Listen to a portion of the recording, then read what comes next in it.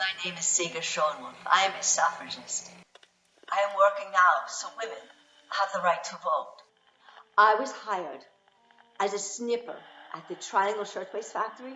I worked at a very long table. I had to stand for 12 hours, stand and snip the threads of the shirtwaists, and you call them blouses. Yeah, blouses. I think the girls at the sewing machines would sew them and pile them in front of me, and my job was to snip the threads. March 25th, 1911. I will never forget this day. It was the end of the week, very late in the day, I remember. I was so tired. We were all so tired.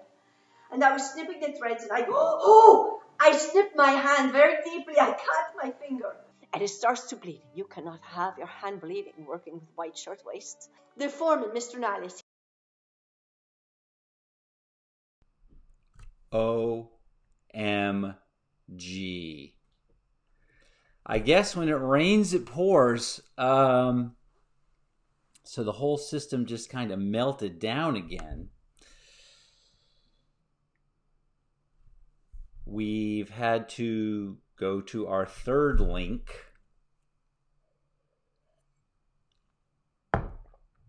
As we are troubleshooting on the fly.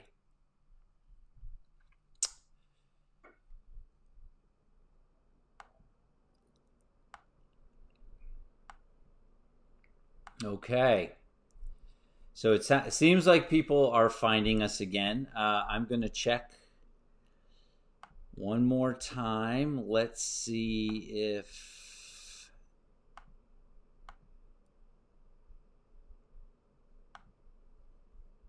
It looks like now we are up on YouTube. And we should be back up. There we are. Oh my goodness. No one ever told me the top of my head looked like that. All right. What we're playing here is a little hide and go seek. We're running all over the Facebook page, seeing if you can find us. So, we had the films working, and the audio glitched out. Then we fixed the audio, and then the whole system went down. So here we go. Once again, we're going to intro this very potent documentary. Siga Schoenwolf was a Lithuanian immigrant who worked at the Triangle Shirtwaist Factory in Greenwich Village in 1911. Tonight is the anniversary of that tragic fire, and recently there has been some found footage, documentary footage from that time. So here is Siga Schoenwolf in her own words.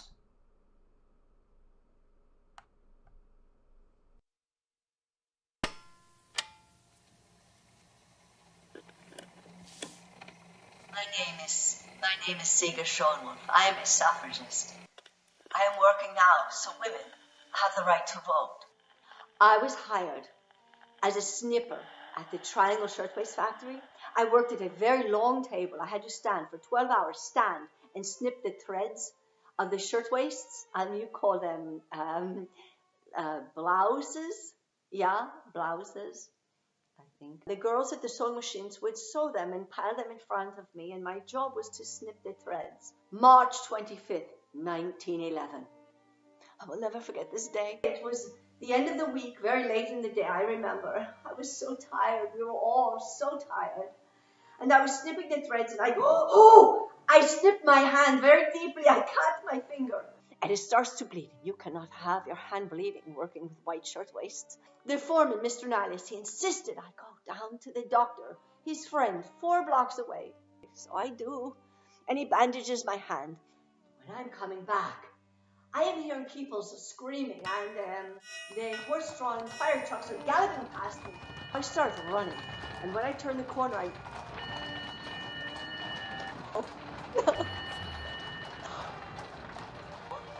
Oh no! My building is on fire! And the girls are all at the window, the men, the firemen. They're desperately trying to help these women. They are putting their ladders up against the building, but the ladders only go to the 6th floor. We work on the 9th floor.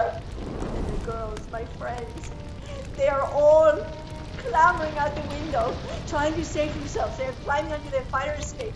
But it was so poorly inspected months ago. It tears from the building. And my girlfriends, I cannot watch this. No! They are falling 9 stories down to the pavement.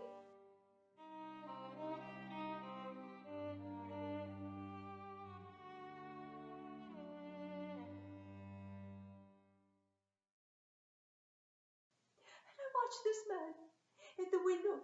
He's taking the girls by the hand as though he's helping them across a mud puddle. But in fact, he's just helping them out into eternity.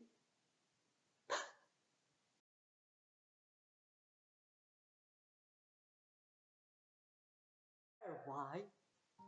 Because the owners of the factory, they locked the back door and the fire started at the front door. There was no way out. You either burn or you jump. God. This is when I joined the women's movement, to speak out on behalf of these women who perished. We have to fight for change. And we must never forget these women, my friends. Never.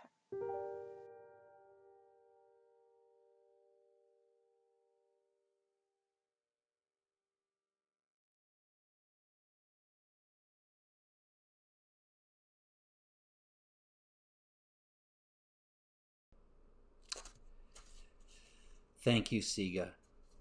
Very, very powerful. All right, next we're going to Tara Mallon, the founder and artistic director of the Rivendell Theater in Chicago. The motto over there at Rivendell Theater is "It's Women's Work." Let's take a look at their sizzle reel.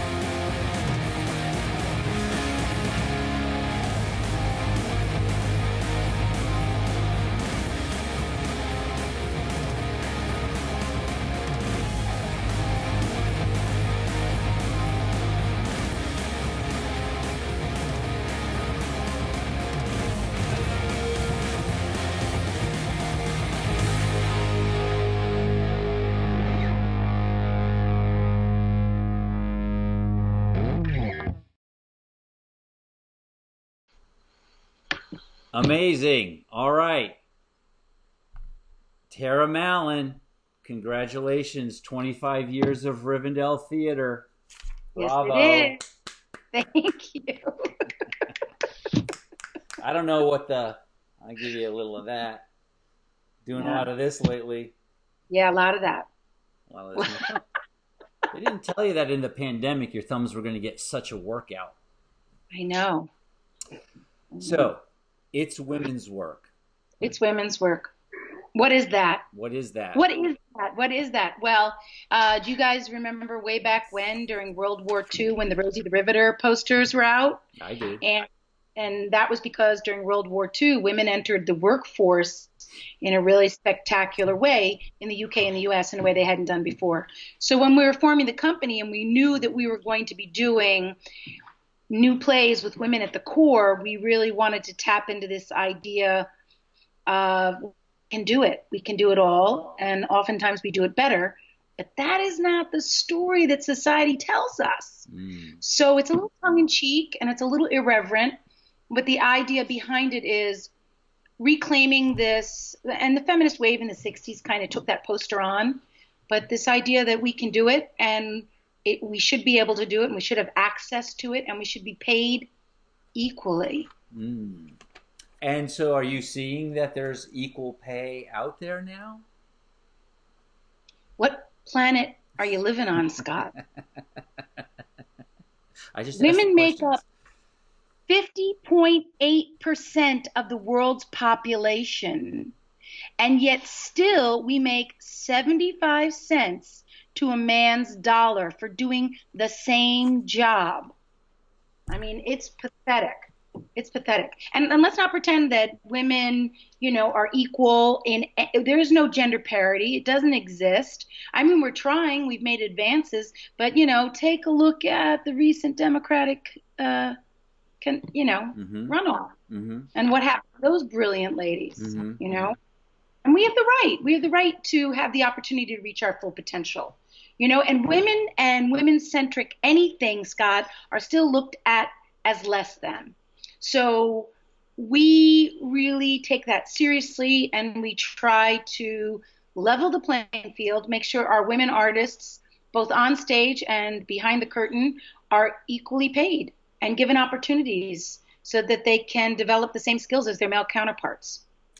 So today, right, where we are right now today in this situation, I think people are wondering if this idea of encouraging people to get back to work in a time of a pandemic is kind of like locking the door on a burning factory building. It's reckless. I mean, to me, it's really reckless. I mean, the whole idea of the women who worked in that Triangle factory was they did that, and they sacrificed their lives on behalf of women from that point forward, and workers. And right now, to urge us to go back to work is just a way of supporting the economy, supporting big business at the expense of the workers. So basically, all those women, died in vain, because that's who's going to be on the front lines. Right? All those people, all those blue collar people and white collar people, but they're not the ones profiting. They're not the ones making the huge profits. Right. That's what I think. Absolutely. And I think it's really imperative that we don't overwhelm our medical system and our healthcare system. I mean, that's just a no-brainer. I don't even know why that's a conversation, except that there are people who care more about the economy than the human beings. Yeah. And you, as a theater company, an ensemble. Yes. Ensemble, a collective. We have about 30 artists who are part of our Rivendell family, actors, directors, designers, people who come in and just work on a particular show, but are artistic associates. So that now it's a diaspora of 30 people, and your medium is togetherness in one place and connection. Right, so, which is why I need to learn about Skype. Yeah. And as you see, not very well. Yeah. Tara and I had about a 25-minute sort of meltdown scramble trying to get Skype up before the show. But that, this whole show has been about technical snafu after the other. So, well, Scott, I think one of the wonderful things that your governor said was, how do we achieve social distance yet stay spiritually connected? I am in love with Governor Cuomo. I got to just say it right out loud. I'm in love with him. And I've been thinking so much about that, and about what you're trying to do with dispatches from the social distance is you're trying to keep us all connected. And especially for those of us that work in the theater, that is what we're all about. I mean, that theater only exists when we gather people together in a dark room and we experience and we bear witness to somebody else's story. That's the only time it exists. So I think we're all really trying to think about how we can continue to build community and collaboration, which is the medium that a theater exists on as an art form?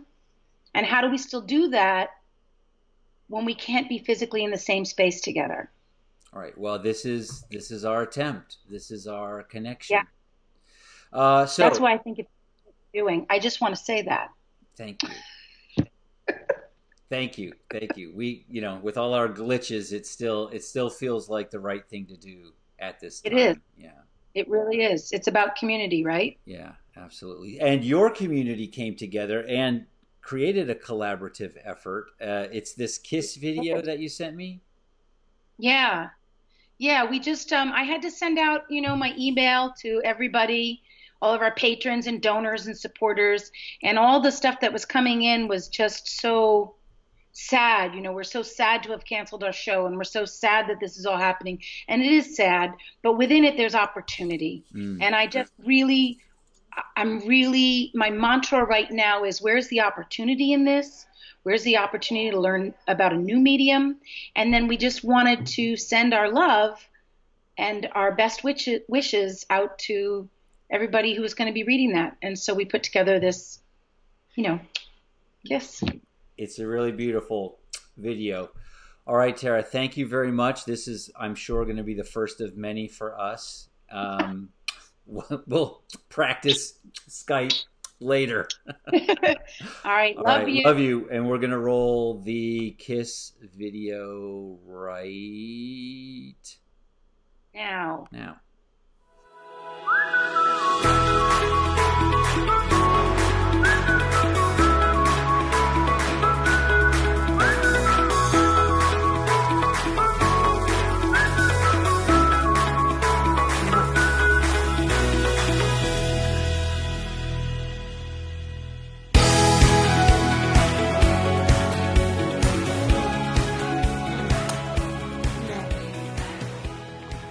Hello, I'm Mark, and I'd like to thank all of our Rivendell patrons for all that you've done for us.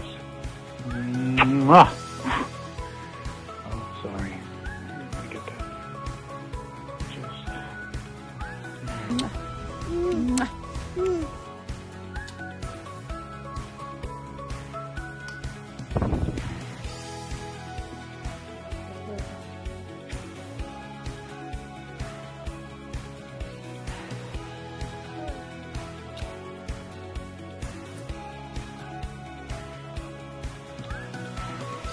Hi, Rivendell supporters and patrons. I am so looking forward to seeing all of you later on this year when our season resumes and when we have the Blue Jean Ball. Sending hugs and kisses to everyone and hope you all stay safe.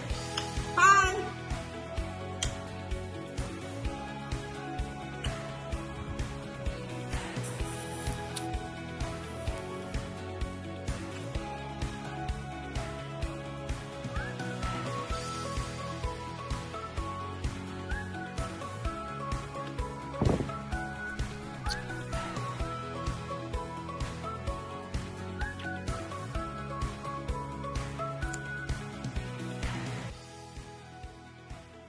Thank you to everyone. Love you so much.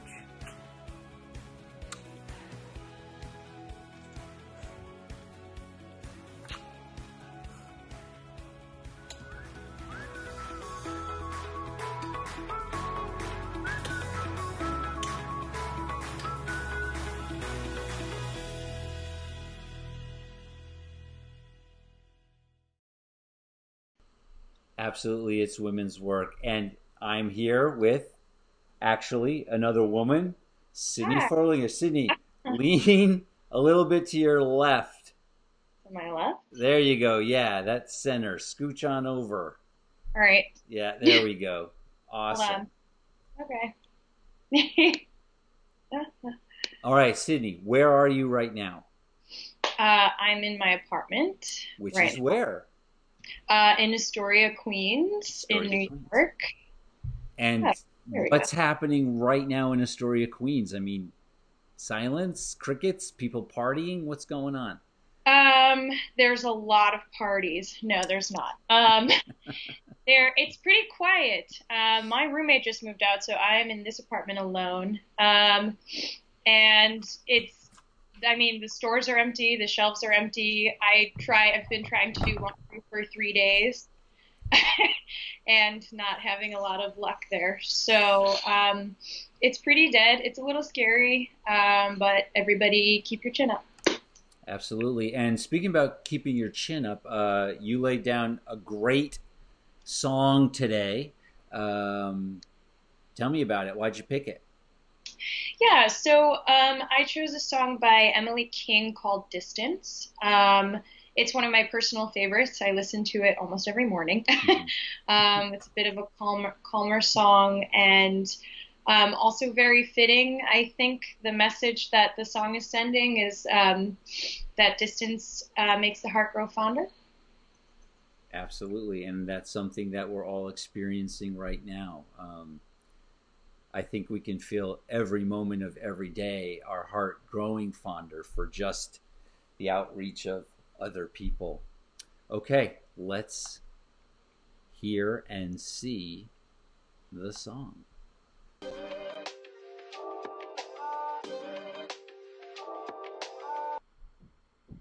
Hey, love, time to get up. I think you've been sleeping too long. My day started when you were still yawning. One room just ain't enough when it's two folks trying to get along. But it's hard to leave you alone. Ooh, love is always better when we take time to get back to who we are. When we are apart, distance makes the heart grow. Even when I'm lonely, happy knowing that your love is never far. When we are apart, distance makes the leaves on the trees fall. It makes the hours in the day long. It makes me want to clear my head, find a little gap there and write the words to a song. And I know that I'm still free, be anywhere that I want to be. Maybe get dressed up, wear something real pretty that you ain't never seen. Ooh, love is always better when it takes time to get back to who we are. When we are apart, distance makes the heart. Even when I'm lonely, happy knowing that your love is never far. When we are apart, distance makes the... When you love, it makes it hard. When you trust, it makes it hard. When you're cold, it makes it hard. We're alone and we're apart. In the middle of a fight, walk away to make it right. Where we go, we're never far. In the light or in the dark, on a plane or in the stars, in a movie or at the bar, home alone or out to tea. Look at your heart and think of me. I wanna love you, don't wanna try to change the pace of your life. We get together, we make it good. We get together, ooh. Hey, love, time to get up. I think you've been sleeping too long. My day started when you were still yawning.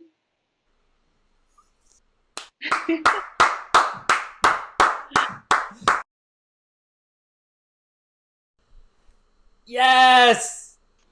Yes! Oh my gosh. Beautiful. Thank you. That's... And all the hearts were going up and thumbs up. Great. Thanks, guys. Yeah, definitely an active connection. I find it really interesting. I don't I find it really interesting. I haven't really known you for that many years. Like, I don't think we've known each other for 10 years. Maybe I met you 6, 7 years ago.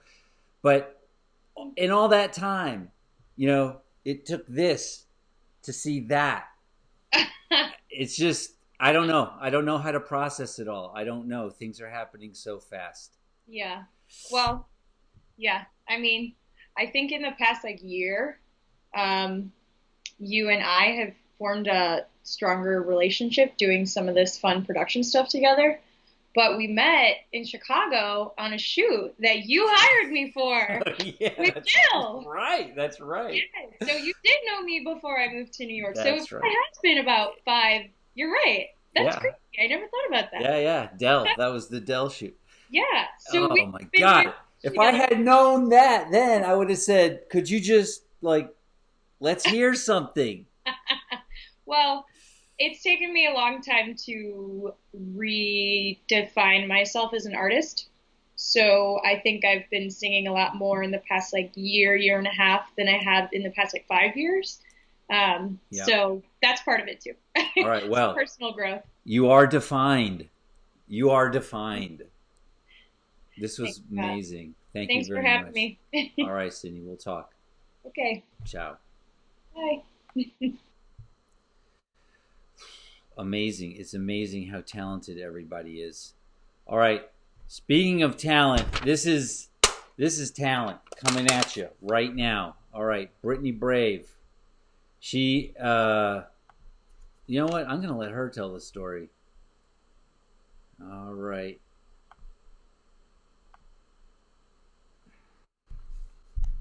You just wait.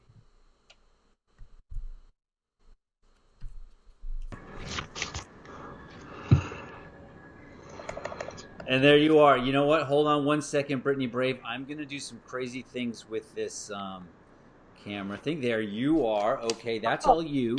And then if I put myself over here, there. Now see what I can do. Hold on. I can shrink me, shrink. Okay, great. All right, ladies and gentlemen, Brittany Brave. So, hello. Hello. How are you? I am. Well, we had a bit of a technical snafu earlier, but now everything's been ironed out and it's all awesome. It's very awesome. You are, dare I say it, a Skype wizard a little bit. You are. I think you're bending the time-space continuum with the things that you're doing here. So kudos to you, sir, for sure. Thank you very much. Thank you very much. And speaking of the time-space continuum, you're not in New York right now, right? You're someplace else. Yes, I am. I am home in Miami, Florida. Yeah, I escaped New York City. Things are just a little bit more chill here down in Miami. I just think everyone's operates at a new level of dehydration. So they care a lot less about everything. Like I landed in Miami and people were still riding bikes naked. And I was, didn't you hear that there was a pandemic? And they were like, what? Pitbull. And, so it's nice. It's nice. We have to be cautious down here, but we can relax a little more. Yeah. Okay. All right. So as long as everyone's, heating the old hunker down, like you guys are hunkering down, but it's still sunny, right? Yes, no, absolutely. The vitamin D and getting to my business casual is now a bikini every day, so I can't complain too much about that. I just thought I guess that's something very vain and embarrassing about me, that when I'm tan, I'm just happier. Put that on my tombstone when I die. So. So when you were here in New York, you were on a Jag. Yeah. Yes, I was. Yeah, I was when I was in New York. I was really doing it. I was getting to the point. The reason why I left New York is because the quarantine was driving me crazy. I started finding that I was finishing jokes in my dreams and things, and just really, really spiraling. It's funny though. You compare. I just feel like New York City, to have the city be affected by this is so funny to me, because we're the city that's we never sleep. We have everything here. Come here all the time. And I'm like, all of that sounds gravely irresponsible right about now. Yeah. Doesn't sound good for the immune system. Yeah. Yeah. A lot of slogans are being changed right now. Yeah. New York's going to need to rebrand. It's going to need to be the city that never doesn't wash its hands. That's so right. that That's right.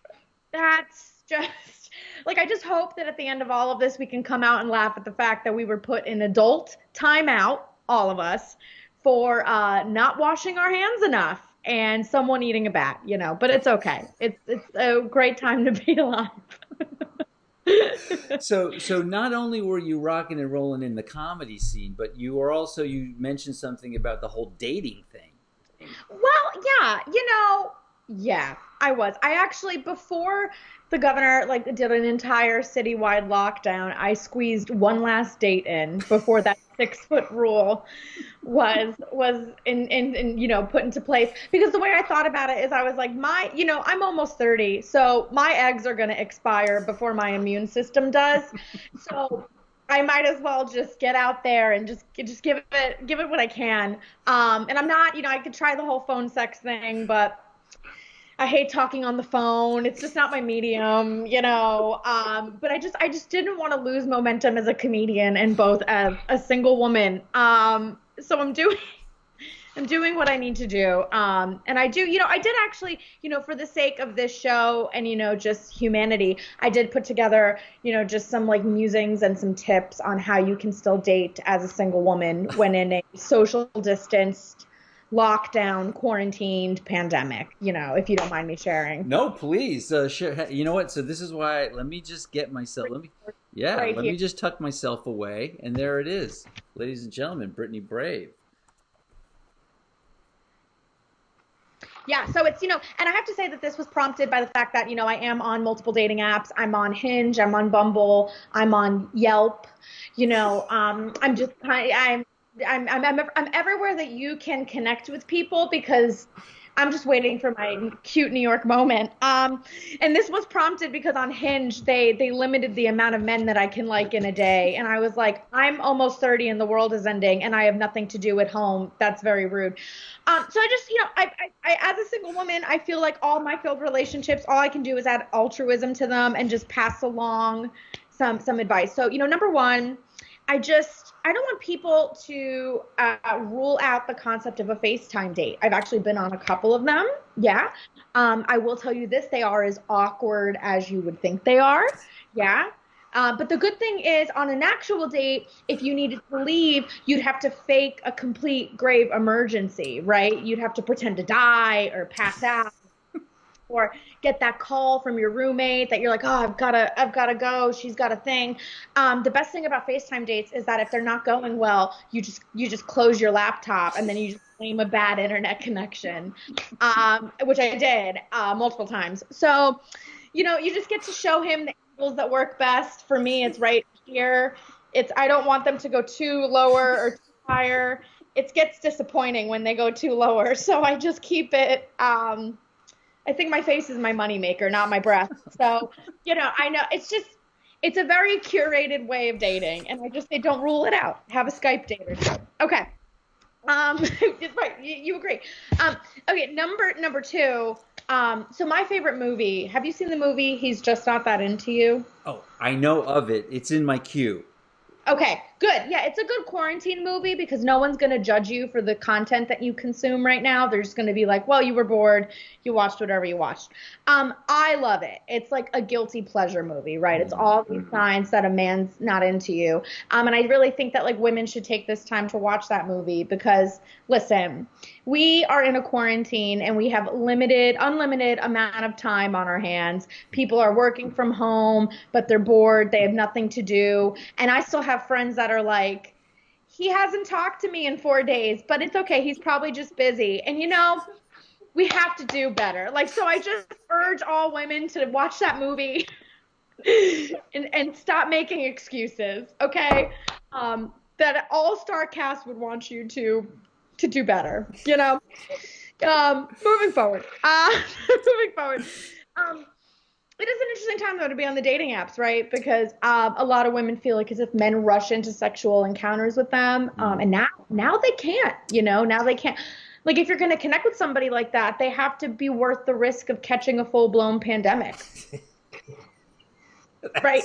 You can't just be having pandemic sex without really thinking if he's boyfriend potential, Absolutely.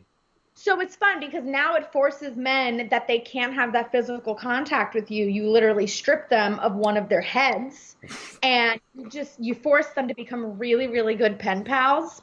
Really good pen pals. So I just hope that men, you come out of this time, this reflective time by yourself, better communicators knowing what you want, right? That's my third piece of advice. I'd also like to heed against any women. You've seen a lot of social media challenges happening online. Have you seen? Yes. Yeah. Yes. Push-up challenge. Yeah. Yeah. Okay. Push-up challenge. I've seen a lot of thirst traps, as the kids call them. I just want to let women know, don't do that stuff for free. I know where it's desperate times, desperate measures, but go on Seeking Arrangements, and there's someone's dad has hard-earned divorce money that will pay to see you do 10 push-ups.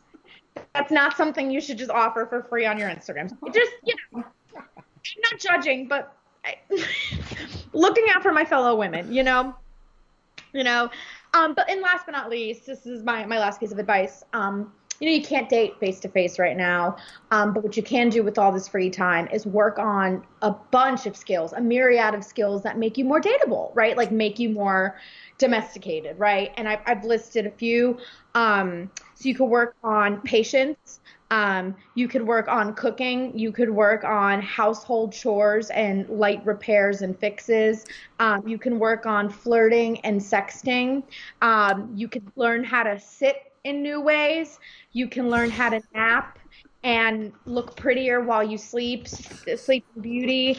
All these things. You play the ukulele. A man loves a woman who can play a good ukulele. So it's just use this time wisely, like to really come back when the world stops ending and just really be your best dateable self. Oh my God, that is awesome! Thank you, Brittany Brave. That's mind-blowing. Yeah. You're like, this, I see why she's single. Okay, no I'm kidding. Besides this, I was trying to think of what the most informative nugget of information had come my way in the recent days, and it was this idea here, and I'm gonna pop this up because you're a New Yorker too. This is from NYC.gov. I'm popping up the stay-at-home purple thing with the little man and the dog and the family and the computer screen. That was the most important thing I had heard until you. Thank you. I know. I'm an American hero, Scott. I know. It's okay. Yeah, it's okay. I'm doing what I can. Yeah. Thank you. Today, American hero. Tomorrow, global. That's what I'm saying. I put makeup on and deodorant on for all of these virtual comedy shows. The fact that I'm still single is upsetting, but you know what? We're building a legacy. It's okay. It's a legacy. Oh my gosh, Brittany Brave. Wonderful. Thank you so much. Thank you for having me. Be safe, be healthy. Yeah, you too. And don't get sunburned. Make sure you're using sunscreen. We still got to remember all the Yeah, we moved from coronavirus to melanoma as my number one concern. We're going to be careful. Yeah. Yeah. All right, Britt. We'll talk to you soon. Thank you. Bye. Bye-bye. Oh my gosh, the energy and the firepower of Brittany Brave.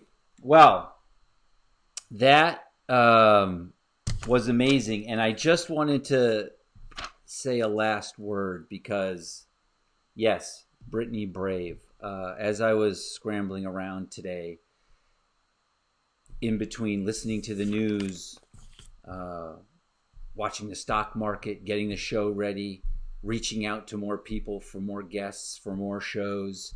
That word kept cycling in my mind and in my heart. Brave. Bravery. And absolutely right now is the time to begin to think about being brave and what it means for each of us to be brave. Be brave and then be strong. Be brave. Do not be wrong if you are right. Keep your chin up tight and be brave. Fred Rogers. All right. Hunker, hug, haven. We'll see you tomorrow.